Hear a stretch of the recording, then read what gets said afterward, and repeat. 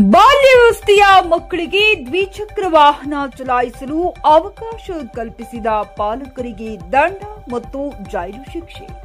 CPI Ali Sab.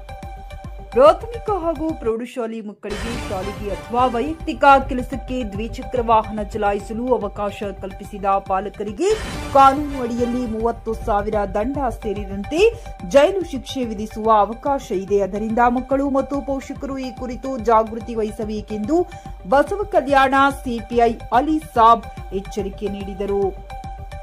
ಪಟ್ಟಣದ ಶ್ರೀ ವೀರಭದ್ರೇಶ್ವರ ಶಿಕ್ಷಣ ಸಂಸ್ಥೆಯಲ್ಲಿ ಶನಿವಾರದಂದು ಪ್ರಾಥಮಿಕ ಹಾಗೂ ಪ್ರೌಢಶಾಲೆ ಮಕ್ಕಳಿಗೆ ಕಾನೂನು ಅರಿವು ಮೂಡಿಸುವ ಕಾರ್ಯಕ್ರಮ ಉದ್ದೇಶಿಸಿ ಮಾತನಾಡಿದ ಅವರು, ಕಾನೂನು ಅರಿವು ಮೂಡಿಸುವ ಕಾರ್ಯಕ್ರಮ ಪ್ರತಿಯೊಂದು ಕಡೆ ನಡೆಯಬೇಕು. ಅದರಲ್ಲಿ ಶಿಕ್ಷಣ ಕ್ಷೇತ್ರದಲ್ಲಿ ಮಕ್ಕಳಿಗೆ ಇದರ ಅಗತ್ಯ ತುಂಬಾ ಇದೆ ಎಂದು ತಿಳಿಸಿದ ಅವರು, ಇನ್ನು ಮಕ್ಕಳು ಮೊಬೈಲ್ ಬಳಕೆಗೆ ಮಾರು ಹೋಗಿ ಓದುವ ಹವ್ಯಾಸಗಳನ್ನು ಕಡಿಮೆ ಮಾಡಿಕೊಳ್ಳುವುದು ಕಂಡುಬಂದಿದೆ.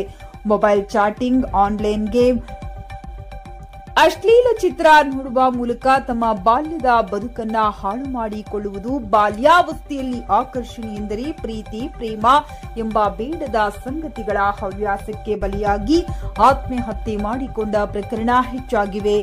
ಬಾಲಕಾರ್ಮಿಕ, ಬಾಲ್ಯ ವಿವಾಹ ಪ್ರಕರಣಗಳಿಗೆ ಸಂಬಂಧಿಸಿದಂತೆ ಹಲವು ಪ್ರಕರಣಗಳು ದಾಖಲಾಗಿವೆ. ಈ ಕುರಿತು ಪಾಲಕರಿಗೆ ಅರಿವು ಮೂಡಿಸುವ ಕೆಲಸ ಆಗಬೇಕು.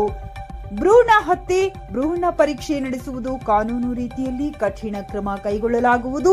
ಮಾದಕ ವಸ್ತು ದಂಧೆಯ ಹಾಗೂ ಬಳಕೆ ನಿಷೇಧ ಕುರಿತು ಅರಿವು ಮೂಡಿಸುವ ಅಗತ್ಯ ಇದೆ ಎಂದು ತಿಳಿಸಿದ ಸಿಪಿಐ ಅಲಿ ಸಾಬ್ ಅವರು, ಮಕ್ಕಳನ್ನು ಲಿಂಗ, ಭೇದ, ಜಾತಿ, ಧರ್ಮ ಆಧಾರದ ಮೇಲೆ ತಾರತಮ್ಯವನ್ನ ಮಾಡಕೂಡದು. ಶಿಕ್ಷಕರು ಹಾಗೂ ಇತರೆ ಸಾರ್ವಜನಿಕ ವಲಯದಲ್ಲಿ ಇರುವ ವ್ಯಕ್ತಿಗಳು ಸಣ್ಣ ವಯಸ್ಸಿನ ಹೆಣ್ಣು ಮಕ್ಕಳನ್ನ ಮೈಮುಟ್ಟಿ ಸಲಿಗೆಯಿಂದ ವರ್ತಿಸುತ್ತಾ ಸೂಕ್ಷ್ಮ ದೇಹದ ಅಂಗಾಂಗಗಳನ್ನ ಮುಟ್ಟುವುದು ಪೋಕ್ಸೋ ಕಾಯ್ದೆ ಪ್ರಕಾರ ಕಠಿಣ ಶಿಕ್ಷೆಗೆ ಒಳಗಾಗುವುದು.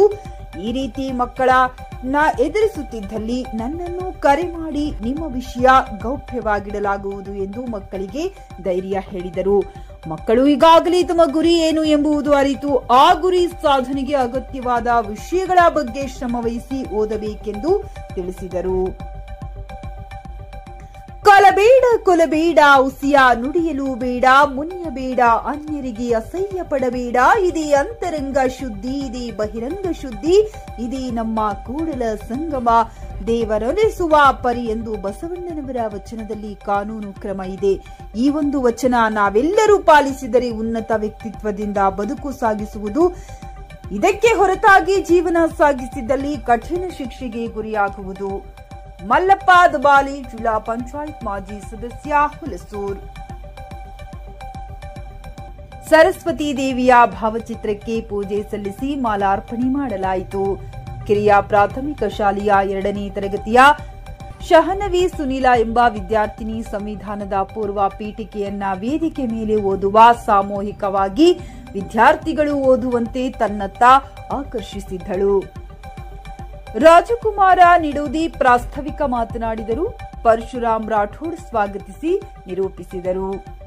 ಶಿಕ್ಷಣ ಸಂಸ್ಥೆಯ ಅಧ್ಯಕ್ಷ ಕಾಶಿನಾಥ ಪಾರಶೆಟ್ಟಿ, ಉಪಾಧ್ಯಕ್ಷ ಚಂದ್ರಕಾಂತ್ ದೆಟ್ನೆ, ಕಾರ್ಯದರ್ಶಿ ಬಂಡೂರಾವ ಪಾಟೀಲ್, ನಿರ್ದೇಶಕ ಮಲ್ಲಪ್ಪ ದಬಾಲಿ, ಕಾಶಿನಾಥ್ ಕೌಟೆ, ಜಗದೀಶ್ ದೇಟ್ನಿ, ವೀರೇಶ್ ಪಾಂಚಾಳ, ರಾಜಕುಮಾರ್ ನಿಡೋದಿ, ಸೂರ್ಯಕಾಂತ್ ಪಾರಶೆಟ್ಟಿ, ಪ್ರೌಢಶಾಲೆ ಮುಖ್ಯ ಗುರುಗಳಾದ ಭಗವಾನ್ ಕುಲಕರ್ಣಿ, ಪ್ರಾಥಮಿಕ ಶಾಲೆ ಮುಖ್ಯ ಗುರುಗಳು ಉದಯ್ ರಾಜ್ ಪಾರಶೆಟ್ಟಿ, ಸಿಬ್ಬಂದಿ ಸಂಗಪ್ಪ ಮಾಳದೆ ಹಾಗೂ ಗುರುನಾಥ ಕನಕಟೆ, ರಾಚಣ್ಣ ಸಜ್ಜನಶೆಟ್ಟಿ, ಸೋಮನಾಥ್ ಸೇರಿದಂತೆ ವಿದ್ಯಾರ್ಥಿಗಳು ಉಪಸ್ಥಿತರಿದ್ದರು.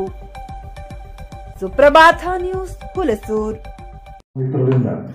ಅವರು ಸೋಷಿಯಲ್ ವರ್ಕರ್ ಆಗಿ ಕೆಲಸ ಮಾಡ್ತಾರೆ, ಪತ್ರಿಕಾ ಬಾಂಧವರಾಗಿ ಕೆಲಸ ಮಾಡ್ತಾರೆ, ಮತ್ತು ಜನರಿಗೆ ಏನೇ ಸಮಸ್ಯೆಗಳಿದ್ದರೂ ಮೇಲ್ಗಡೆ ಮುಟ್ಟಿಸಿ ಆ ಹುಡುಸೂರಿಗೆ ಏನು ಬೇಕು ಅದನ್ನು ಬಹಳಷ್ಟು ಕಷ್ಟಪಟ್ಟು ಮೇಲ್ಗಡೆ ಮಾಹಿತಿಯನ್ನು ಕೊಟ್ಟು ಸರ್ಕಾರದ ಗಮನಕ್ಕಾಗಲಿ, ಎಲ್ಲರ ಗಮನಕ್ಕಾಗಲಿ, ರಾಜಕೀಯ ಮುಖಂಡರ ಗಮನಕ್ಕಾಗಲಿ ಪ್ರತಿಯೊಬ್ಬರ ಗಮನಕ್ಕೆ ತಂದು ಇಲ್ಲಿ ನಿಮ್ಮ ಹುಡುಸೂರನ್ನು ಒಂದು ಒಳ್ಳೆಯ ರೀತಿಯಲ್ಲಿ ಮೇಲ್ಮಟ್ಟಕ್ಕೆ ಬೆಳೀಲಿಕ್ಕೆ ಅವಕಾಶ ಮಾಡಿರ್ತಕ್ಕಂತಹ ಆತ್ಮೀಯರಾಗಿರ್ತಕ್ಕಂತಹ ಶಿವರಾಜ್ ಕಪ್ಲೆ ಸಾಹೇಬ್ರೆ, ರಾಜ್ಕುಮಾರ್ ಹೊನ್ನಾಡಿ ಸರ್ ಅವರೇ, ಮತ್ತು ಬಸವರಾಜ್ ಕೌಟೆ ಸರ್ ಅವರೇ, ಹಾಗೂ ಮುಖ್ಯೋಪಾಧ್ಯಾಯರಾಗಿರ್ತಕ್ಕಂಥ ಭಗವಂತ ದಾಸ್ ಕುಲಕರ್ಣಿ ಸರ್ ಅವರೇ, ಪಾರ್ಶೆಟ್ಟಿ ಗುರುಗಳೇ ಹಾಗೂ ಗೌರವಾನ್ವಿತ ಎಲ್ಲ ನನ್ನ ಶಿಕ್ಷಕ ವೃಂದವೇ.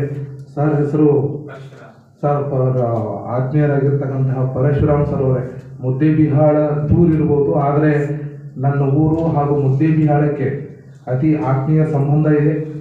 ಮುದ್ದೇಬಿಹಾಳ್, ಬಸವನ ಬಾಗೇವಾಡಿ, ಬಸವ ಕಲ್ಯಾಣ ಈ ಮೂರು ಏನಪ್ಪ ಅಂತಂದರೆ ಅಣ್ಣ ಬಸವಣ್ಣನ ನಾಡದು. ಅಲ್ಲಿ ಬಸವನ ಬಾಗೇವಾಡಿ, ಮುದ್ದೇಬಿಹಾಳ್ ಅವ್ರದ್ದು ಜನ್ಮಸ್ಥಳ ಇದ್ದರೆ ಇಲ್ಲಿ ಹುಲ್ಸೂರು ಮತ್ತು ಬಸವ ಕಲ್ಯಾಣ ಅಂದರೆ ಇದು ಎರಡೂ ಕೂಡಿ ಇರ್ತಕ್ಕಂತಹ ತಾಲೂಕು. ಬಸವ ಕಲ್ಯಾಣ ಮತ್ತು ಹುಲ್ಸೂರು ಇದು ಬಸವಣ್ಣನ, ಅಣ್ಣ ಬಸವಣ್ಣನ ಕರ್ಮಭೂಮಿ. ಇಂತಹ ಒಂದು ನಾಡಿನಿಂದ ಅವರು ಬಂದಿದ್ದಾರೆ. ನಾನು ಅಲ್ಲೇ ಹತ್ತಿರ ಇರ್ತಕ್ಕಂಥವನು. ಭಾಷೆಯಲ್ಲಿ ನಾವು ನೀವು ಸೇಮ್ ಇದ್ದೀವಿ, ಆದರೆ ಬೀದರ್ ಭಾಷೆಯಲ್ಲಿ